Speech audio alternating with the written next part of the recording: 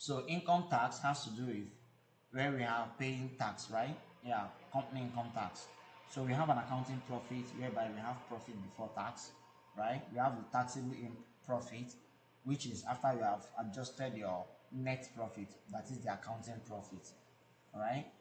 And then you add back, less losses, add balancing charge, less capital allowance, then you arrive at your taxable profit.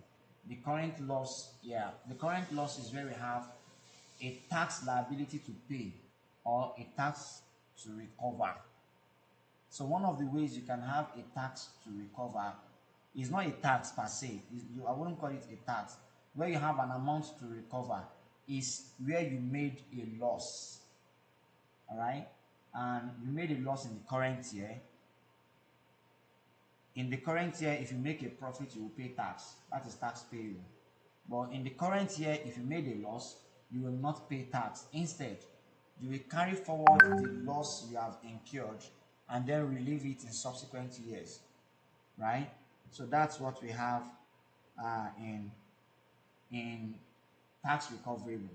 When you made a loss, right, that loss you have made, you recover it in the next year, in the subsequent year.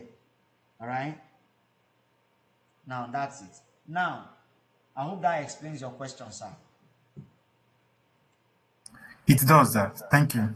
Okay, so that's it. Now when we have a situation like this, we also have a tax base, which is what you are being subjected to tax on.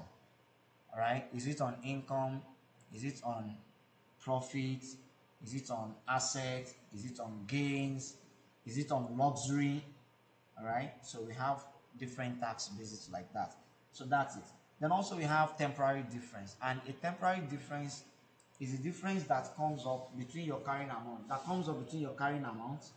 of asset, the carrying amount of your asset and your liability, and then it's tax based. Okay, the difference between the two of them. Now also, this tax base can be a temporary difference that leads to a deferred tax liability, and it can also lead to a deferred tax asset. All right, so these are the things we have here. Now another thing we can look at is the current tax, where we talked about payable, that it can be payable and it can be recoverable. Okay, so we've talked about how we get our current tax, right? Now for deferred tax, we said current tax can lead Games in a row that he's been. to deferred tax. All right, it can result to a deferred tax where when there is a difference between our IFRS rule and the tax rule. And I was explaining it that for an IFRS rule says that you can do your depreciation on reducing balance method, right? So your depreciation can be on reducing balance method. Now, if it is on reducing balance method and your tax capital allowance is on straight line method, definitely that will be what there will be a difference between what you will have.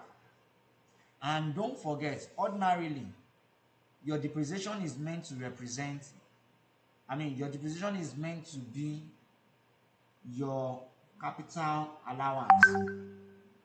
Ordinarily, depreciation is meant to be capital allowance. Ordinarily, do we understand? But when your depreciation is not your capital allowance, then that is where you have a deferred tax. So it can be a deferred tax asset or a deferred tax liability. Okay, so that's it. Now when we are having a deferred tax here, we need to ensure that tax expense is matched to the same period as the underlying transaction. All right, that's a matching concept that says that you must match your expenses with the revenue. You must match your revenue with the expenses incurred in earning that revenue. Okay, so that's it. Then also your tax expense will now be your current tax plus your deferred tax. Your current tax plus your deferred tax, right? Aha. So that's it. That will be your tax expense. Now, how do you recognize deferred tax? We need to apply this deferred tax to the statement of financial position, right? We have it as in our presentation, we have it to be in the statement of financial position. A deferred tax asset or liability will be there. Then also, we need to identify the temporary difference between the carrying amount and the tax base. So our carrying amount now will be what is represented by IFRS, sorry, IFRS. So basically, we can say that our deferred tax is the difference between FIRS and IFRS. Am I right? Does that make a sense?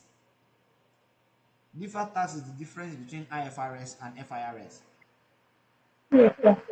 Can we say that? Can we say that? Huh?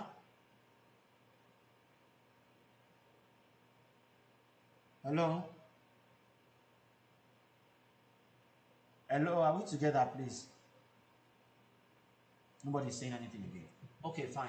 So the difference, we need to identify the difference between our carrying amount as stated by IFRS versus our tax base as stated by FIRS rules. All right, so that's it. Then also we need to multiply the difference between the tax rate. All right, that is the deferred tax liability and asset. Tax rate, deferred tax liability, and asset. Then also we do the double entry principle, double entry representation. It is very saddening that many accountants don't know how to do double entry. You'll be surprised, right? You'll be surprised that some of you in this class, they cannot do double entry principle. Debit the receiver, credit the giver. Is that surprising? Or you don't believe it? You don't believe it, right? Okay. So I leave you not to respond. You will see it later. But please, I'm also praying that you prove me wrong, though, because there is no point proving me right. All right. So I need you to know it. If you don't know it before, just keep it like that. Hide it and go and learn it, so that by the time there is need for it, you will just display it. That's the most important thing. Whether you know it now or not does not really matter. The most important thing is that, do you know it when you are being asked? All right, that's it. You need to know it when you are being asked. That's all. So you have your to debit your one account and credit the other account. So your expense is always debited. Debit your income tax expense and credit your liability, deferred tax liability. All right. So that's it. And your deferred tax liability, asset and liability will only be in the statement of financial position, right? So that is that. Now there is an example here. Please, I don't want to take the example. Okay, but we can look through some of them here. All right. For instance, we have depreciation. When depreciation is greater than capital allowance, I said it too. That the difference between the two of them, what can make you have a deferred tax asset is your depreciation and your capital allowance, because your depreciation is what you see in FI, in financial reporting, right? But capital allowance is what we see in taxation. All right, so that is that. Then also, interest receivable can be taxed on cash basis. All right, interest receivable is taxed on cash basis, and the tax base will be nil. Do you understand, please? So these are the things we have there. Now, 1 second, please.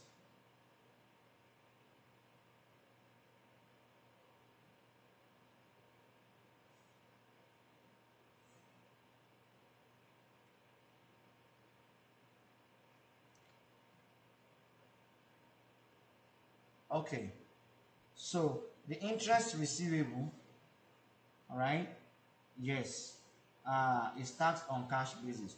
Development cost is capitalized under IAS 38 but fully deductible immediately for tax purpose.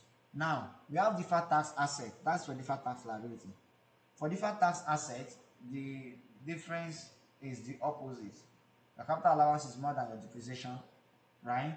Your warranty provision is deductible only when it is paid. You deduct your warranty, you deduct it only when it is paid, right? And also expenses accrued under IFRS. There are expenses that will be accruing under IFRS, but they are deductible later under the tax law, right? We have so many of those differences like that. All right. Then also, your taxable income is recognized later. For example, now your research and development cost is expensed under IFRS, but it is an allowable expense. All right, it's an allowable expense. It is deductible under IFRS, right? Yeah, it is expense in our income statement, but can be deductible later under the tax base or even under the IFRS, under your income statement. It depends on the method you are using, you're applying for your research and development. Now, another thing we should note is that temporary differences originate when they first appear, right? And then they are reversed when they reduce. So the temporary differences between your FIRS and IFRS, temporary differences between them, right?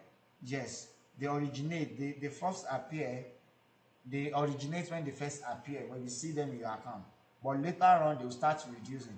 For instance, if I'm using depreciation and I'm using capital allowance, right? The difference between my depreciation and my capital allowance in the first year will form either an asset or a liability. So what can make it form an asset or a liability? Now, let's take for instance, if my depreciation for the year, an asset of motor vehicle that I purchased as 10 million naira, right? That motor vehicle that I purchased at 10 million naira, what will be the depreciation?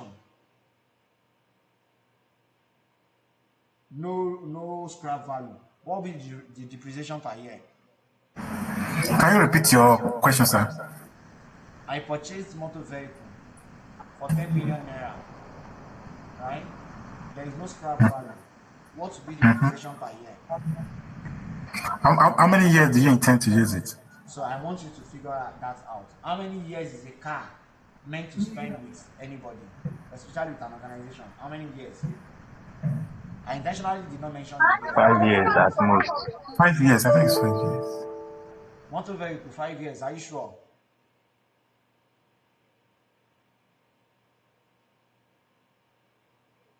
Is 5 years not too small? I think it's 5 years now. You are sure? You are thinking? Did any of you do taxation in your skills level? Under capital allowance, 5 years. Under capital allowance is 5 years. Motor vehicle? Yes. Are you sure, sir? It's 4 years, actually. Be careful. Be careful. It's 4 years because Be careful with what you say. Motor vehicle is 4 years. Motor vehicle is 4 years. So our annual depreciation will be 2.5 million like that. Yeah, 2.5 million, which is 25%. Yeah. Have you forgotten Yes. that under your capital allowance, it is 50-25? 50 as the initial allowance and 25 as the annual allowance. Is that not so? Yes. Correct. So it cannot be 4 years. It cannot be 5 years now. Okay, now imagine that asset that I put on 4 years. So that means my depreciation per year is what? 2.5 million, right? Am I right? Yes, you are correct. Now Yes, let me sir, bring you're that correct. same asset to capital allowance. That is from IFRS. Now let me bring that same asset to FIRS under tax base. right? What will be the capital allowance in the first year? What will be the capital allowance? I need somebody to do it now, like sharply. What will be the capital allowance in the first year?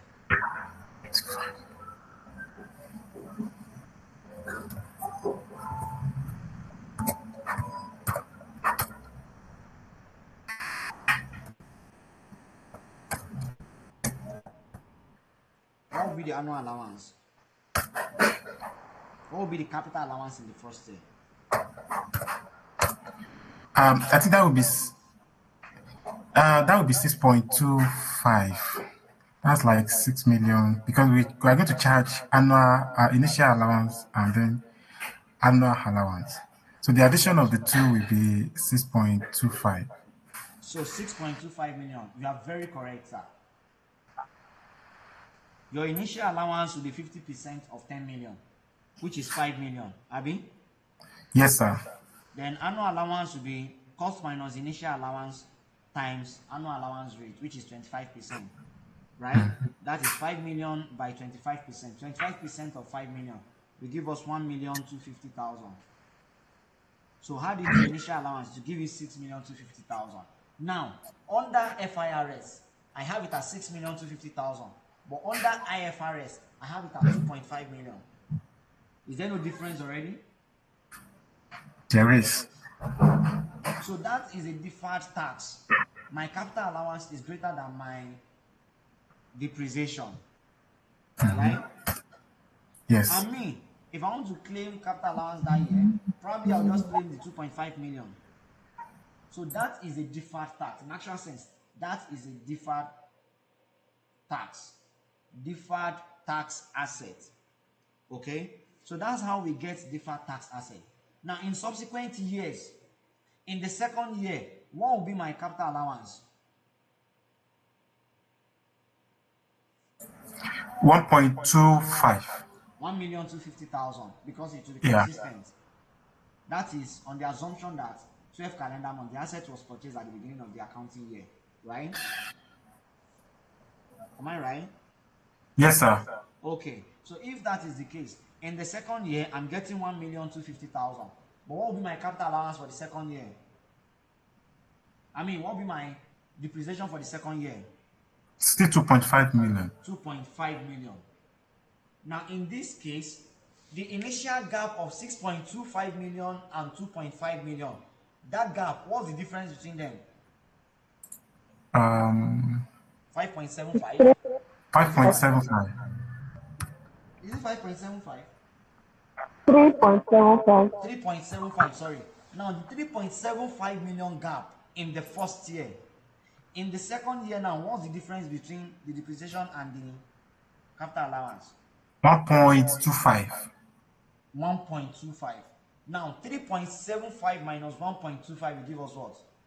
2.5. 2.5, yeah. So you can see that in the second year, it has reduced. Do you understand?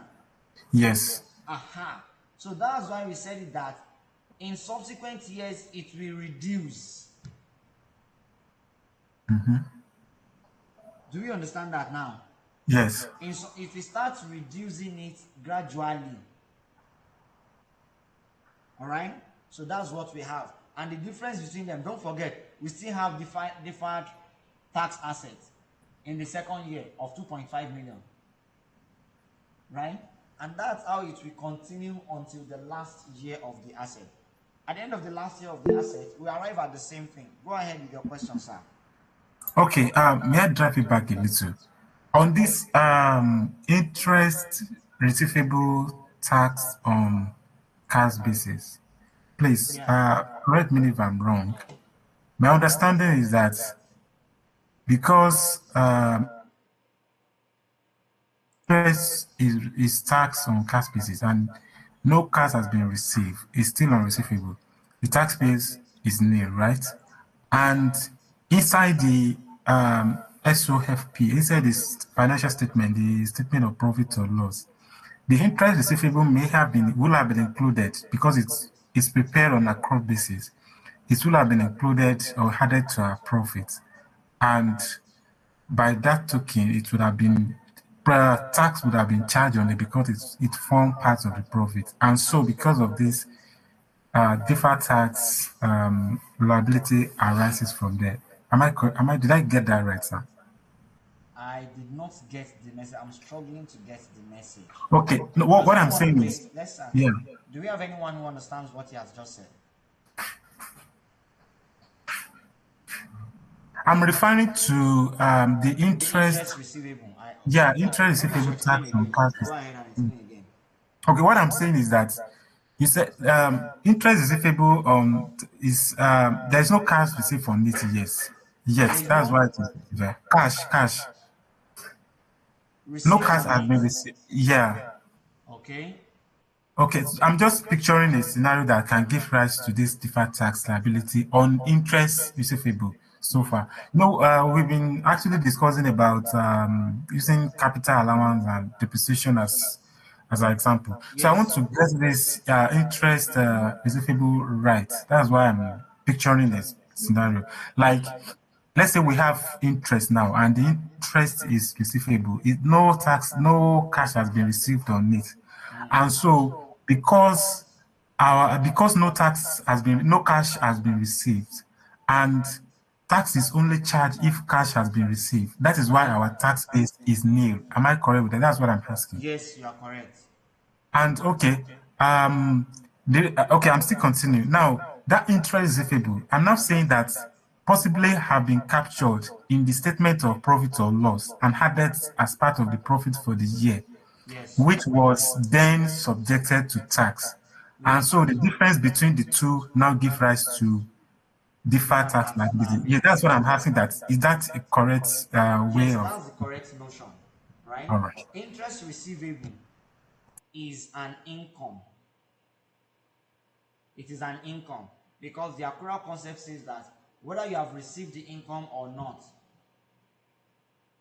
so far you have earned it, you are recording it. So interest receivable is included as part of your income for the company. But under tax basis, if you have not received the interest, you will not be subjected to tax. Let's take for instance the withholding tax that will be charged on the interest, right? But because a company has used it as part of its revenue, then they will subject it to tax all at once. Whereas the money has not come in, whereby the tax basis is still at zero. Tax is based on cash. Tax is on cash basis, and that's why when you are paying your value added tax, you don't pay value added tax for goods that were purchased on credit. You don't pay VAT on goods purchased on credit. Money you have not received from customers, you don't pay VAT on it. Payment you have not made to suppliers, you don't pay withholding tax on it to the government. All right, so exactly that is what it means. So the interest receivable is added to revenue of the company, and then it becomes a taxable income. All right, and it is not a non-taxable income. Don't forget, had it been is dividend now, we know that anywhere we see dividend, even if you had it as part of your revenue, it will be removed. But in this case now, it is it is a receivable, which means it is still in your debtors account, but you record it as part of your receivables. There was one question I got like that in my class group, whereby someone was talking about selling on credit. No, not sales on credit. You invested in a business, a parent company that invested in a subsidiary. All right. Now, there is an approved dividend. All right, a dividend that has been approved but not yet received. So the dividend is receivable.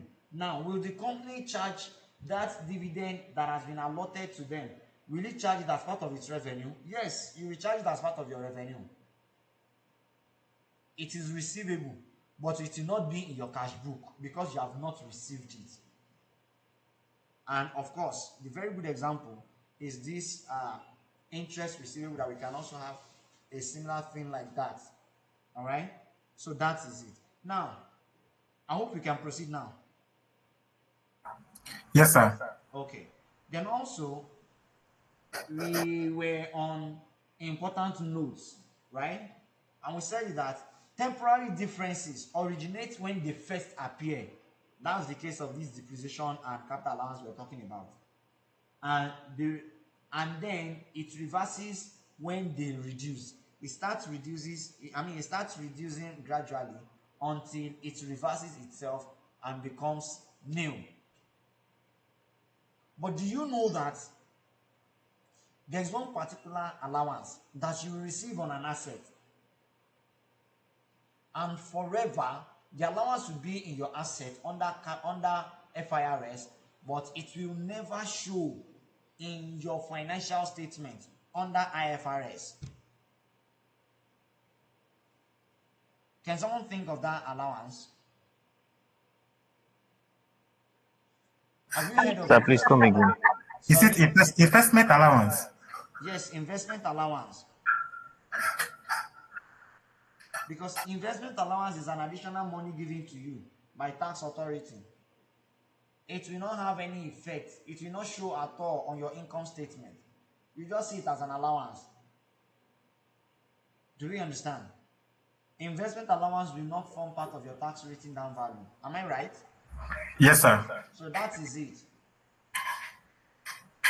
All right? So that's it. Now, we also have recognition of deferred tax assets.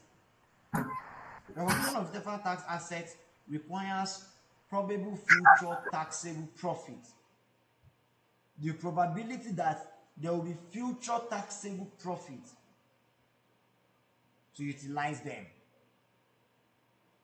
All right? So a tax asset, a deferred tax asset that, I have money with the government is owing me.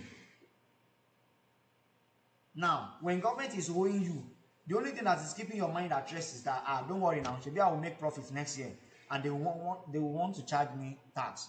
When you wait for them, when you make profits and they want to subject you to tax, you will now use your tax asset to reduce your tax liability. Do you understand? You use your tax asset to utilize that deferred tax you have. You use your tax liability to utilize the deferred tax asset you have. Now, there must be a probability that there is a future taxable profit, which means the going concern of the company must be a top notch. There must be going concern in the company. Do we understand, please? Yes, sir. Now, some deferred tax entries go to other comprehensive income or equity. Class ends in a minute. Yeah, you resume. Please, let's take 5 minutes break. Once this class ends, we'll take 5 minutes break before we reconvene. 5 minutes break, please. Now, some deferred tax entries go to other comprehensive income or equity, and the example is where we have revalued assets. Is you go to your other comprehensive income or equity. Now, for current tax, in summary, current tax is based on taxable profit for the year, right? But deferred tax is based on temporary differences between your carrying amount and your tax basis. So, in order to ensure proper matching concept, so this thing will ensure the matching of the deferred tax, we ensure the matching of your tax expense with the related accounting income or expense for that year. All right, so that is what we have. Any question from anyone?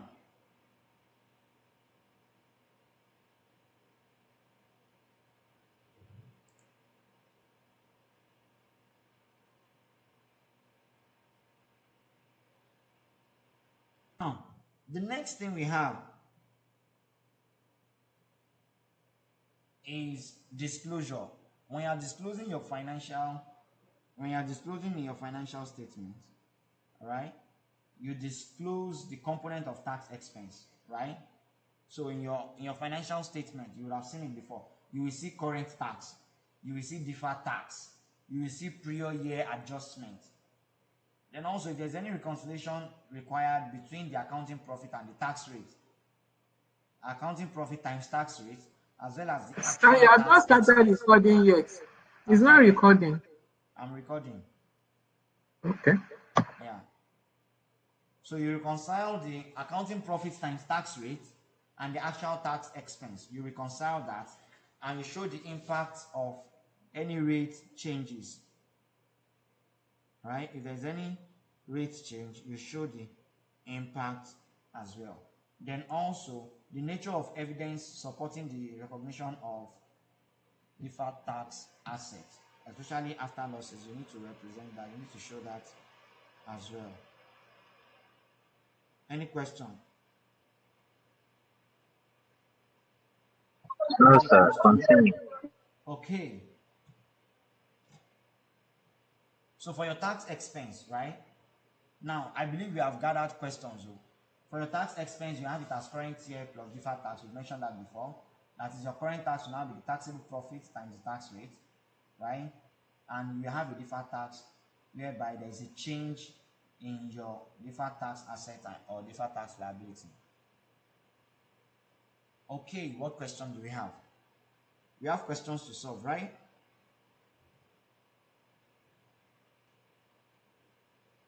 Yes, I have a Pathfinder question for us. I have a diet. I'll send it to the group now, where we have income tax IS 12.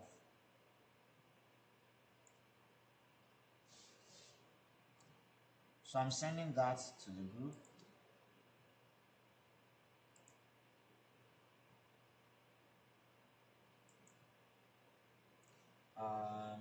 Okay, SBR2.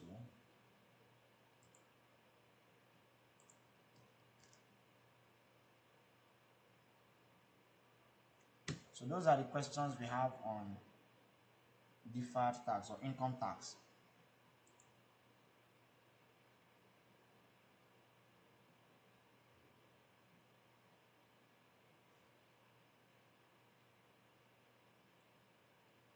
Have we seen the questions?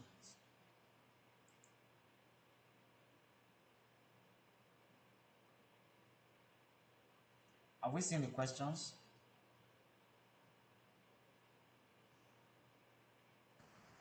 Yes, we've seen the Yes, sir. Okay, differences. so we are taking which one now? Which one are we starting with? We've not, someone is asking which type. We've not taken anyone. Should we start with May 2021 question 6? Take it back. Let's start from most recent, actually. Yeah, May 2021 question Let's 6. do May 2024. May 2024, right? Do we have it in May 2024? No, we have it. I think the last we have it was May 2021. Someone mentioned May 2024 now. It's not part of what you write, but if it is there, the person can let us know. If it is in May 2024, that we can try it. Can someone confirm we have it in May Yes, 2024? we have May 2024. We have May 2024. Okay, so Yeah. let's go to May 2024 then. Question 3.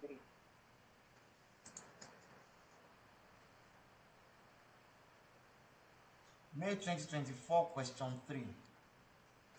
Do you Yes, have the it's there. material? Do you need me to share it to the group?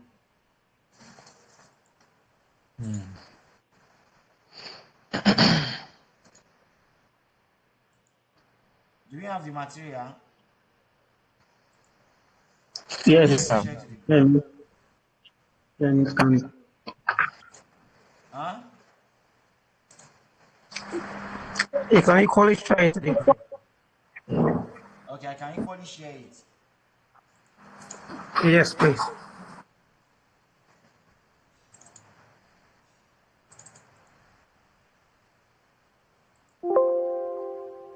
Okay.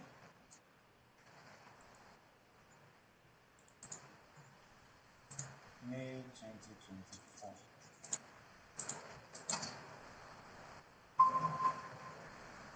Yeah, I'm sharing it now.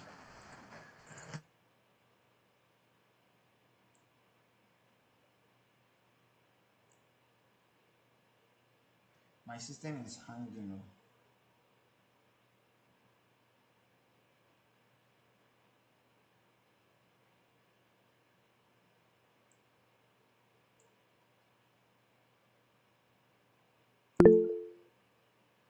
Go ahead, sir.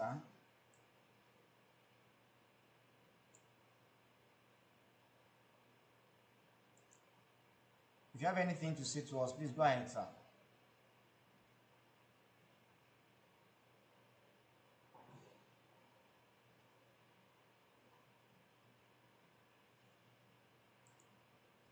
I thought someone has something to say.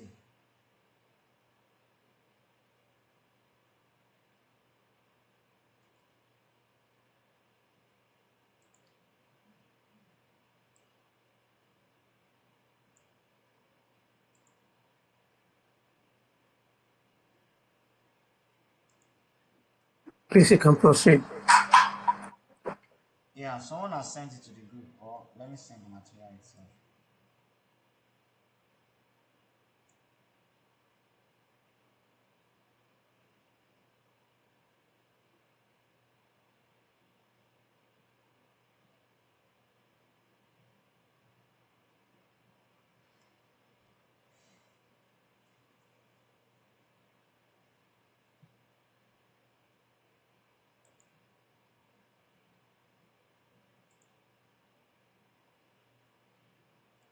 I've sent it to the first SBR group.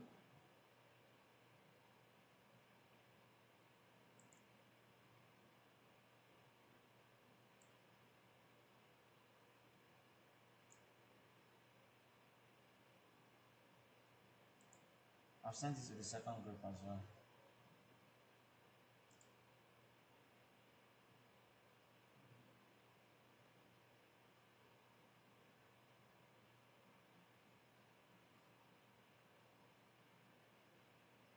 Once you see it, please open and let us discuss.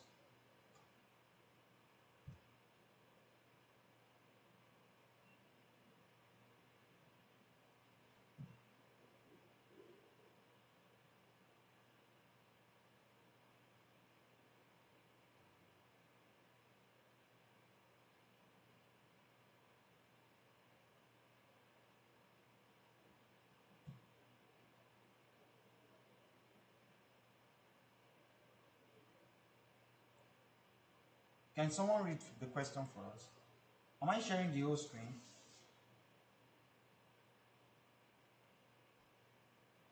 Can someone read the question for us, please? You can see my screen, right? You can see the question on my screen. Right? May 2024. Yes, sir. Not yet. It's on my May screen. 2024, question 3. Required. Yes, we can see your screen. Yes, required. Should I proceed? Yes, please. Briefly explain and show necessary calculation, if any, of the deferred tax implication for each of the transactions in Roman figure 1 to Roman figure 3 above. B. Show the deferred tax effect on the draft statement of financial position of Bamboo PLC, if any. Note, relevant tax rate is 30% per annum. Now let's go to the question. Below is the statement of financial position extract of Bamboo PLC, which has a number of subsidiaries in all the geographical zone of the country, and one foreign subsidiary, Paco Limited, located in the United States of America, USA. Draft statement of financial position as at October 31st, 2023. Deferred tax is 77 million and the rise. Mr. Agbaje, the finance director of Bamboo PLC, is in the process of preparing the final draft of the financial statement, and the following issues relate to the treatment of deferred tax implication arose. 1. Property, plant, and equipment. On November 1st, 2022, Bamboo PLC purchased an item of property, plant, and equipment for 120 million, which qualify for a government capital grant of 20 million. The asset has a useful life of 5 years and is depreciated on straight-line basis. Capital allowances are restricted by the amount of grant by Federal Inland Revenue Service. The company income tax law specifies a capital allowance at rate of 25%. Roman figure 2, fair value adjustment. On November 1st, 2022, Bamboo PLC acquired a wholly owned subsidiary, Iroko Limited, for 100 million naira. On that day, the fair value of Iroko Limited net asset was 80 million naira and carrying amount was 70 million naira, which is also the tax base under income tax law. The difference between the fair value and book value of the net assets relates to an item of property, plant, and equipment, which Iroko Limited currently has no plan to sell. Roman figure 3, profit from foreign subsidiary. Paco Limited, a wholly owned foreign subsidiary of Bamboo PLC, has undistributed post-acquisition profit of $5,000, which gives rise to an additional tax payable of 4 million naira if remitted to Bamboo PLC in Nigeria. As Paco Limited is relatively new and rapidly expanding company, Bamboo PLC intends to leave the earning with Paco Limited for reinvestment. Required. Briefly explain and show necessary calculation, if any. Yeah. Thank you. Okay. Now let's take the information one after the other. Right. We have the financial statement. Right. We have the deferred tax in the financial position. Right. We have the as a non-current asset. We have other non-current assets. We have inventories and current assets, cash and cash equivalent. We also have a deferred tax liability under the non-current liability, or yes, non-current liabiliity also. It can be a current liability, it can be a non-current liability, don't forget that. Then also, they give us additional information that Mr. Agbaje, the finance director, is in the process of preparing the final draft of the financial statement. So he told us that number one, the PPE. So the requirement says, wait, before I go to the PPE, before I start reading them one after the other, explain and show necessary calculations, if any, of the deferred tax implication of each of the transactions. So let's take information one and see the implication. Okay, now PPE. On November 1, 2022, Bamboo PLC purchased PPE for 120 million, which qualifies for a government capital grant of 20 million. They purchased 120 million, they qualify for a grant of 20 million. The asset has a useful life of 5 years and is depreciated on straight line basis. Capital allowances are restricted by the amounts of grants by FIRS, and the company income tax law specifies a capital allowance rate of 25% for your PPE. All right. Now, what do we do to this information? What are we expected to do here?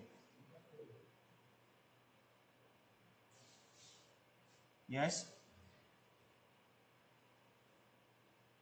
What does IAS 12 say? What does IAS 12 say? Is it for the information one, sir? Yes, for information one. The focus is on information one now.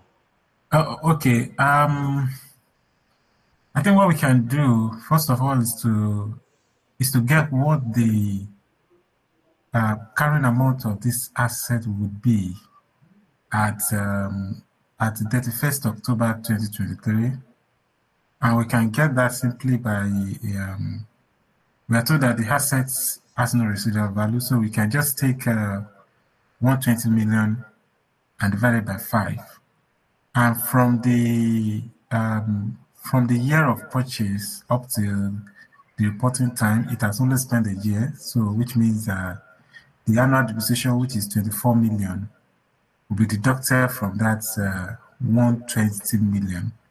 And I think our balance will be around 96 million or so. And that will be our net book value. And we are going to get the other leg, which is the tax written down value, just to get the temporary difference. And we can do that by, they said the assets, there is a government grant of about 20 million naira. I think this information is not relevant here because I think I could refer to what you said earlier, that investment allowance really has no appearance in the book.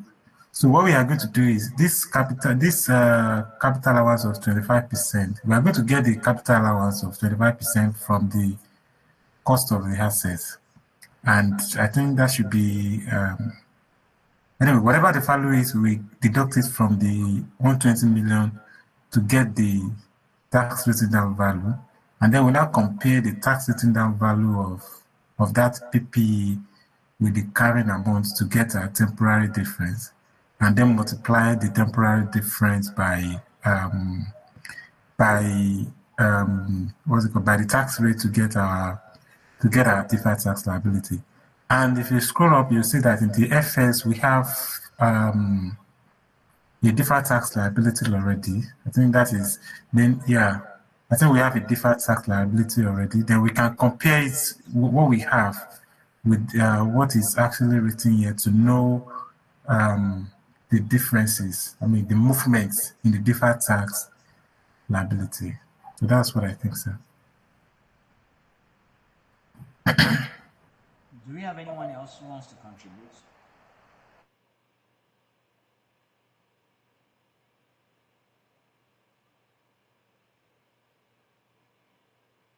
Do we have anyone else? So let's take it one after the other. Okay? Now we want to look at the implication. Now, IAS 12, we need to recognize the asset, right? I mean, we need to recognize the transaction as income tax, right? And it will be recognized as a deferred tax in this case. It will be recognized as a deferred tax when there is a difference between our tax base and our accounting profit, right? Am I right, guys? No one else is on this call. Yeah, with you, sir. Yes, you're right. Okay. Now, the grant, you said the grant will not have anything to do in the question. The grant is not a noise. There is a way we treat government grants. You can treat a government grant by deducting it. In fact, most times we deduct a government grant from the cost of an asset. In this case now, we purchased the asset at 120 million and they gave us a grant of 20 million. By default, right? Once you remove, by default, you can remove the government grant of 20 million from that 120 million. And then your cost will now remain 100 million. Do we understand that, sir?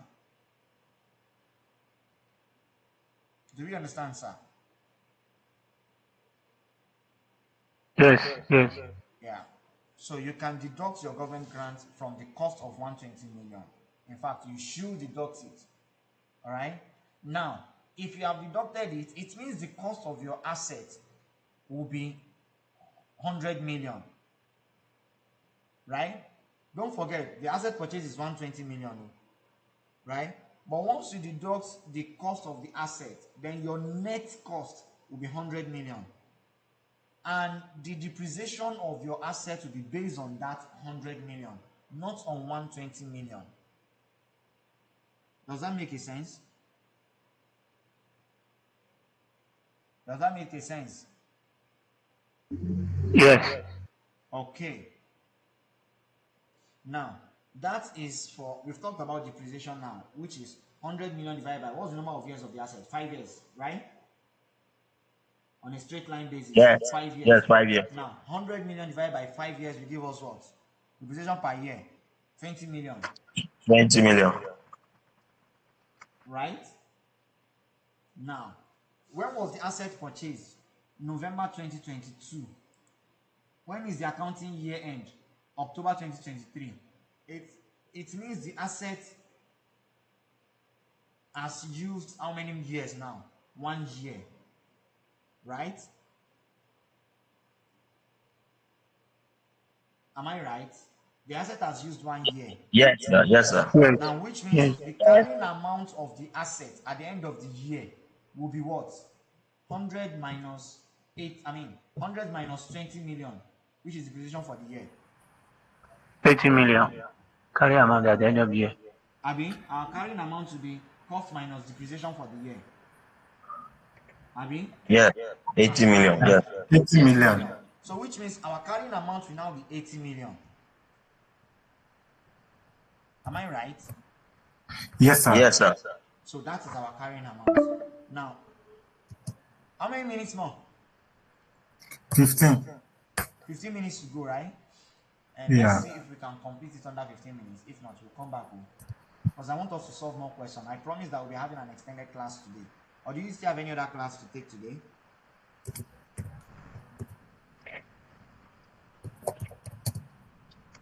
Do you have another class this night?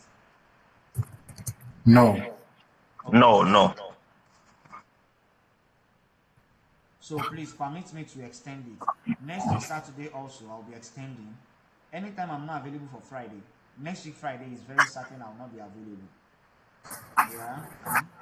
And well, if there will be change, but right now next week Friday is not available.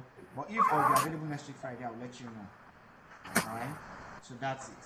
Now we've gotten our carrying amount. Carrying amount is 80 million naira. If you don't understand it, we want to know whether there is a deferred tax asset or liability now. Right? Yes. Yes, But sir. the position is higher than the.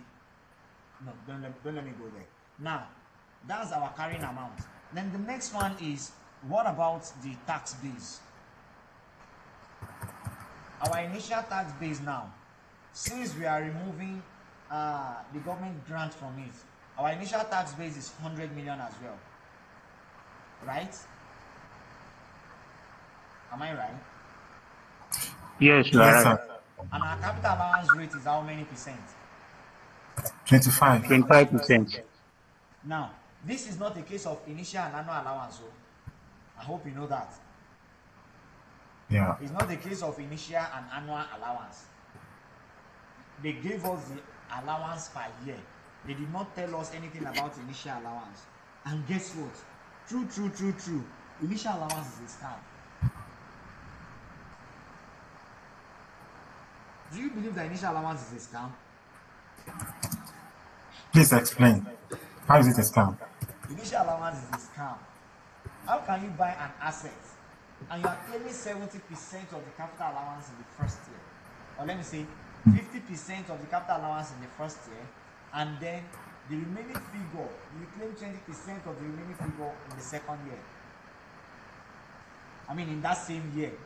So which means in the first year you are actually claiming about 60% of the allowance. 60% of your cost.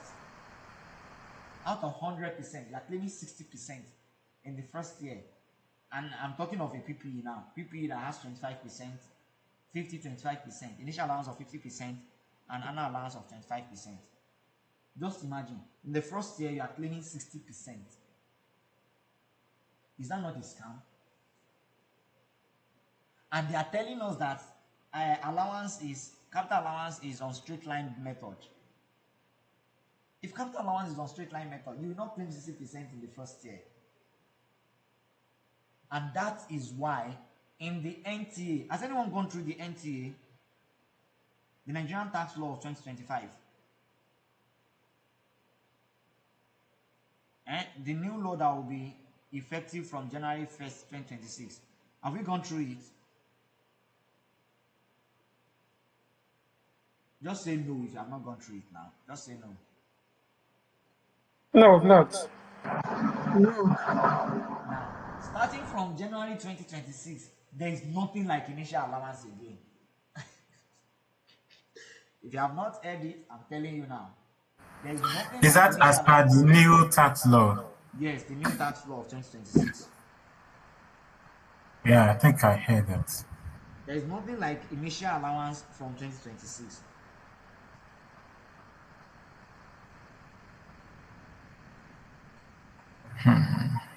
Do you understand? So that's it. So initial allowance is a scam. It's affecting deferred tax. The gap between deferred, the gap is causing to deferred tax is too wide. How can you get 60% in the first year? And the other one is taking how many percent? Depreciation of 20%.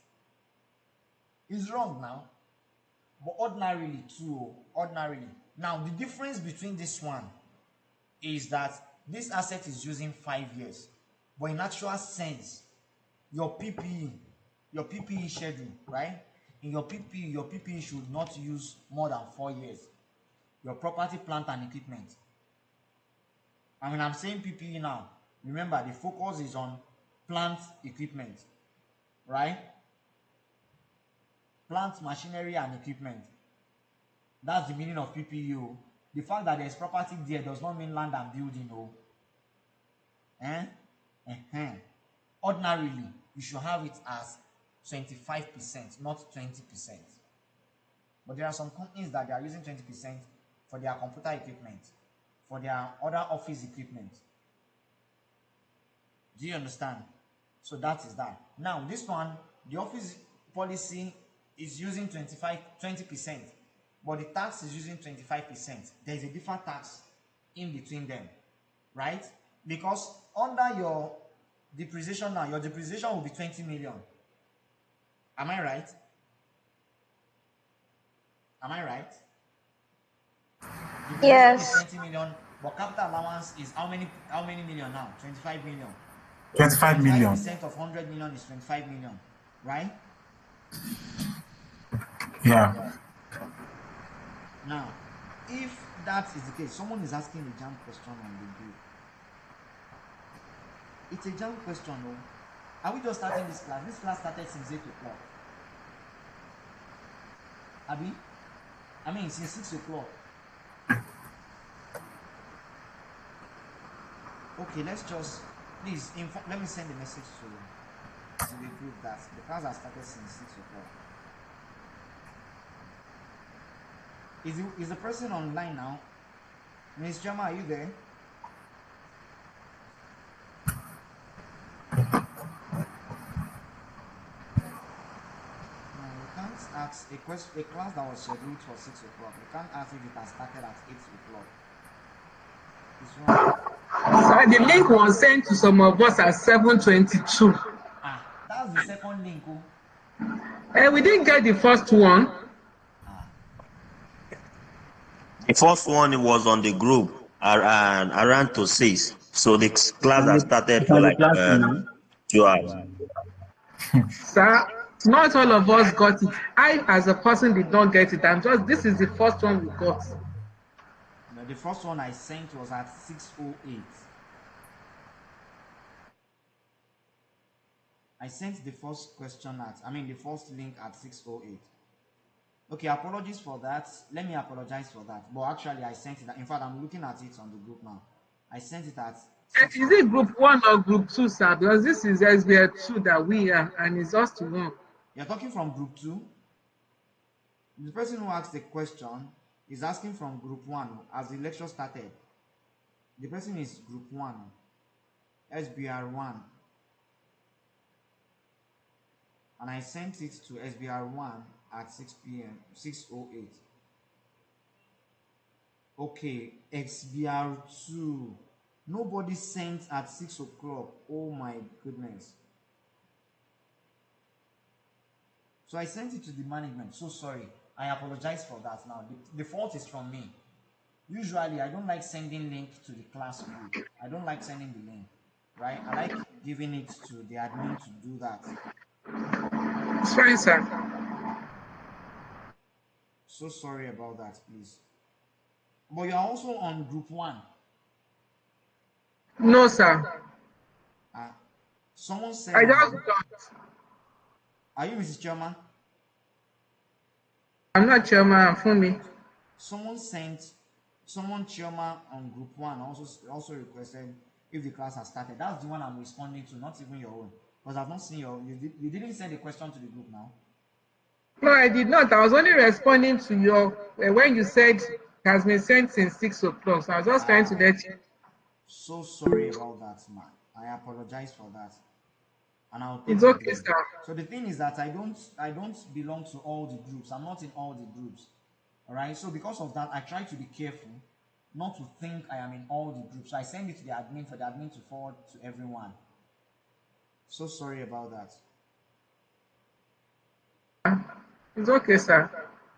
Let's move on.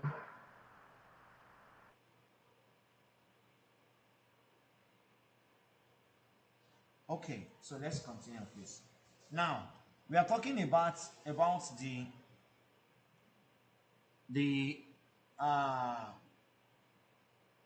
carrying amount, and we said our carrying amount is 100 million by the tax rate. I mean by the depreciation rate, which is 20%, right?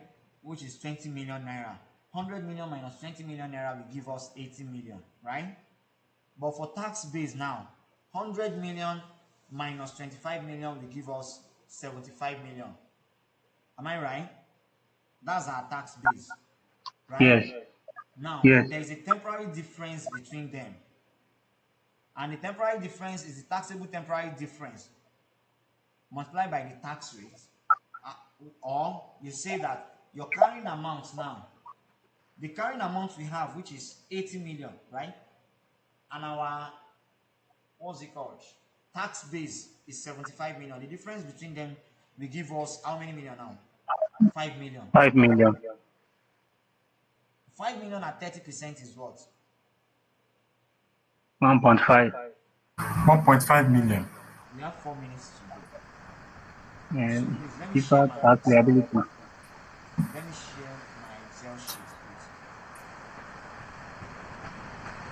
All these carrying amounts. Please, I want to ask a question though. Go ahead, sir.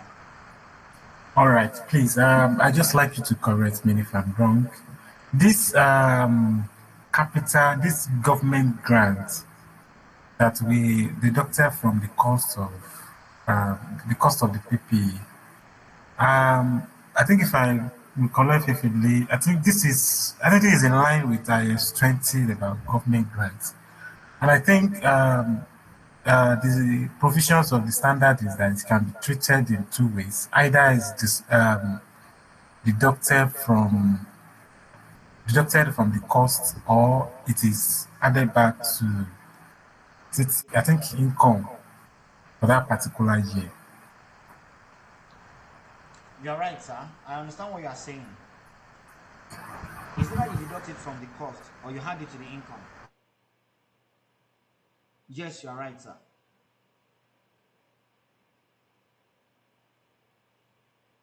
Thank you. Thank you. So those are the two ways you can treat an investment income as well. So the English I've been saying since, this is on, what's the topic? Income tax, IS 12. Okay. Now, what's the diet, please? May 2024. Question what? 3 or 4? Question 3, I think. I think it's someone should please confirm. I can't remember. I think it's question 3 now. Abi? Yes, it's question 3, sir. 3. Okay. And what's the name of the account? Mr. No, Agbaje is not the name of the account.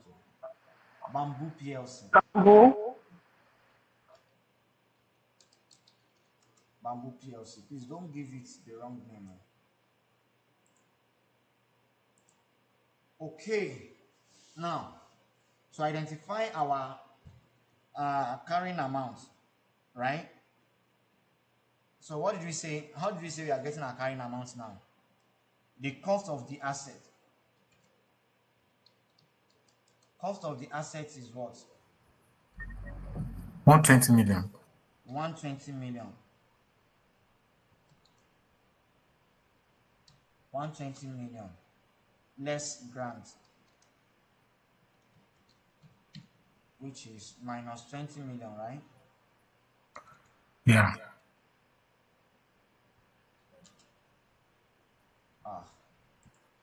Okay, so let me just put the Naira up here. I have the Naira raised to power of million. So here I have 120, here I have minus 20, right? And that gives me how much? 100 100 million, million. right? Now, if this is 100 million, this is the net cost, right? Depreciation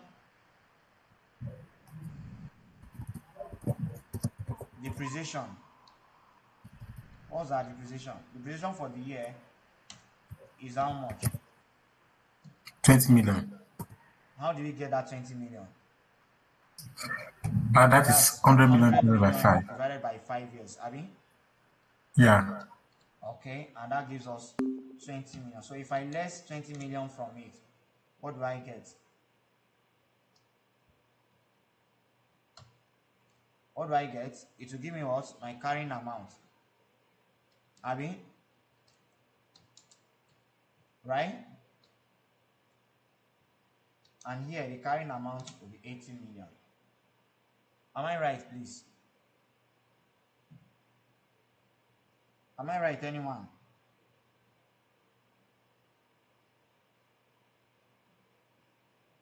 Hello? Am I right?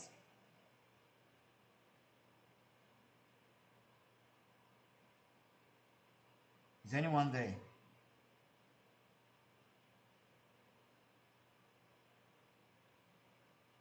Hello?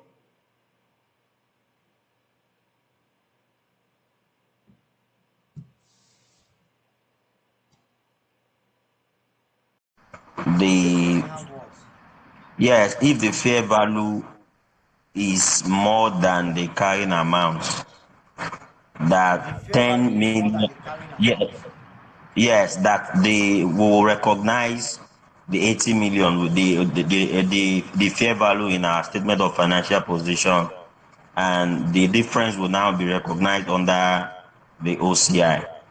So can you just... You have a motor vehicle. The value of the motor vehicle is 5 million naira, right? Or let me say 4 million naira, and you are depreciating it on straight line basis. Please, that person Yes, is sir. you are depreciating it on straight line basis. Please,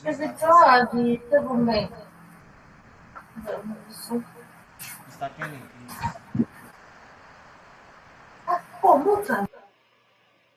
And on mute here, you can see he did not mute it. Imagine. Now, you are giving an example of where you have your carrying amount and your fair value, right? So I said you purchase an asset, a motor vehicle of 4 million naira, and you are depreciating it on straight line basis of 25%, right? So that motor vehicle now, it means every year you'll be depreciating it by 1 million naira. Am I right? Yes, sir. Now, let's say after the first year, Tinubu came in, Tinubu became the president, and then they revalued your car, and instead of your car to depreciate, it has increased in value. Now, in a situation like that, what happens? When the car is revalued, let's say the car was now revalued to 6 million naira, and ordinarily the carrying amount is 3 million because 1 million depreciation has gone after the first year. Right? Yes, sir. Now, in this situation, what do you do? So what you have to do is that the 6 million that is the new value of the asset, that's the revalued amount. That 6 million is what you recognize in your balance sheet. Right? Yes, sir. The 6 million is what you recognize. The difference between the 6 million and the 3 million is called what? Revaluation surplus. The revaluation surplus is what is going to your OCI. Okay. Right? So automatically, your carrying amount is now 6 million. Do you understand? That Yes, salary that's amount is your carrying amount. That's the amount you have in your balance sheet. So that's what we have on that. all right. Thank you. Go ahead, sir. All right. Thank you very much, sir. I want to ask a question concerning the last clause in the for the information 2, which says that the plants and equipment which Iroko Limited currently has no plan to sell. What if the reverse is the case and they have plan to sell it? Does it really have any impact on income tax? I understand that this is a kind of, I think IFRS 5 or something, but does it really have any impact on the computation of deferred tax liability? What if they want to sell it? Does it have any impact? So this is it. It might not have too much impact, but in actual sense, there is a way you categorize an asset. An asset that they have a plan to sell is not a PPE. Am I right? That is an asset held for sale. Abi? Yes, sir. So an asset held for sale, do we see compute? Do you see a carrying amount for it? Yes. Do you see compute deferred tax asset and liability for it? Yes. Until you sell it, it's still part of the asset of the company. Okay. All right. Is that not so? Yes, I understand, sir. Yeah. Okay. So that means we are done with the second one as well, which is 80 million minus 70 million times 30%. Right? Am I right? I'll say yes for every one of you. Now, the next one is profit from foreign subsidiary. So, Papo, a wholly owned foreign subsidiary of Bamboo. It is a subsidiary of Bamboo, right? Bamboo is in Nigeria. Papo is abroad. It is a foreign subsidiary that is completely owned, 100% owned by Bamboo. Now, this company has an undistributed profit, undistributed post-acquisition profit of 5,000 USD, which will give rise to additional tax payable of 4 million naira if remitted to Bamboo PLC. Now, they have not remitted it. Abi? Hello? Yes, sir. They have not remitted it. Now, are we recognizing it? Now, let's know whether we are recognizing it.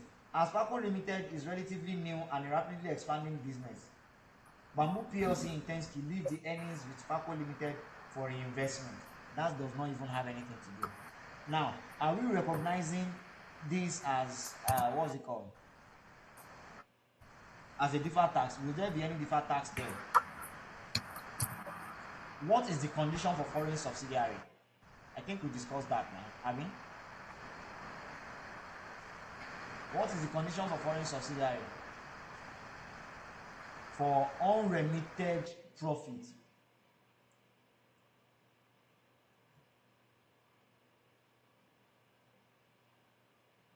I think we talked about that earlier now.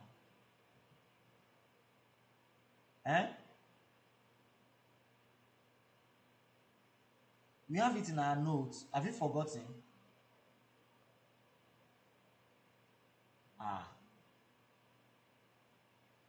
Yeah, let me bring it from our notes. Where is our notes again? It was one of the things we did last. This is for business combination. It's here. Unremitted earnings of subsidiary. So you will recognize the deferred tax liability unless parent controls the dividend policy and no dividend is expected anytime soon. That is when you will not recognize. And for deferred tax asset as well, you recognize it once the parent does not control the dividend policy.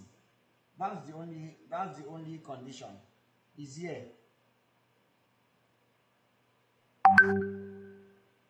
Now, is the company controlling the dividend policy?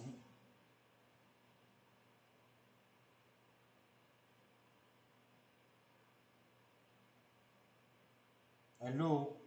Is Bamboo PLC controlling the dividend policy of this company?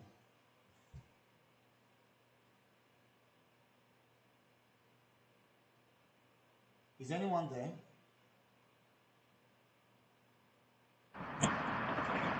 Yes, sir, we're here. So, is Bamboo PLC controlling the dividend policy of Paco Limited? No. Do we have anyone who also wants to say no? Is Bamboo Limited controlling the dividend policy Yes. of Paco Limited? Yes, they control it.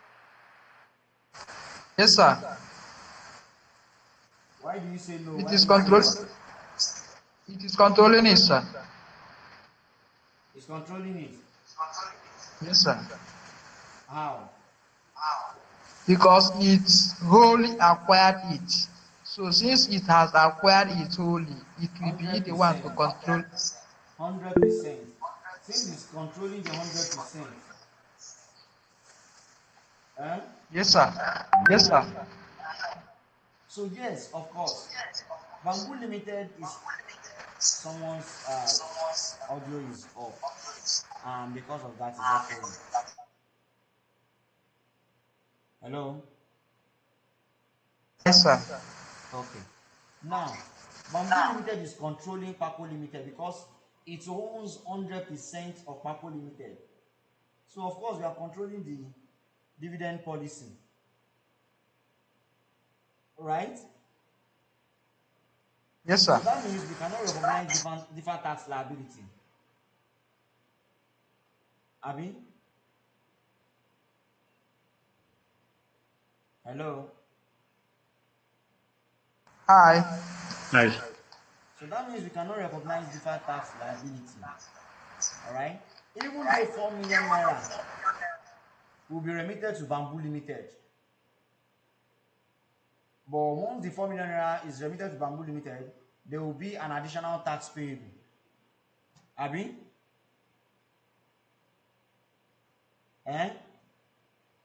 Now, the fact that Bamboo Limited wants to reinvest that money means that the money, the dividend is not coming in anytime soon. Because we intend to reinvest that dividend. Do you understand? We intend to reinvest that dividend. Right? So with those two conditions, we cannot recognize deferred tax. Are we there? Hello? Yes, Yes, sir. we are there. So with those two reasons, we cannot recognize deferred tax. Any question from anyone?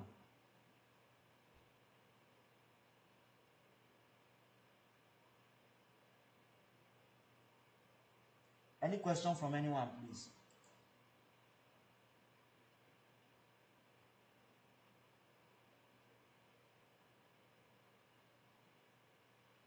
Any question? No question, right? And if there is no question, None from my end.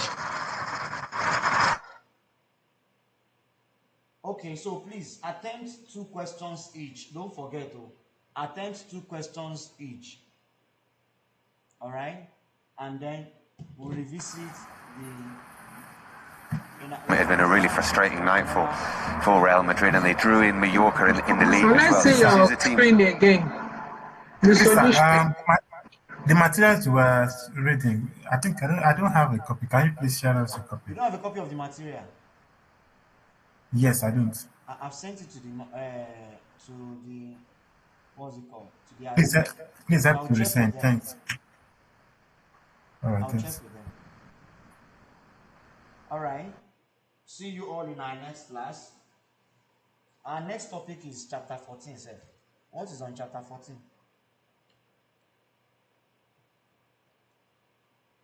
What do we have in chapter 14?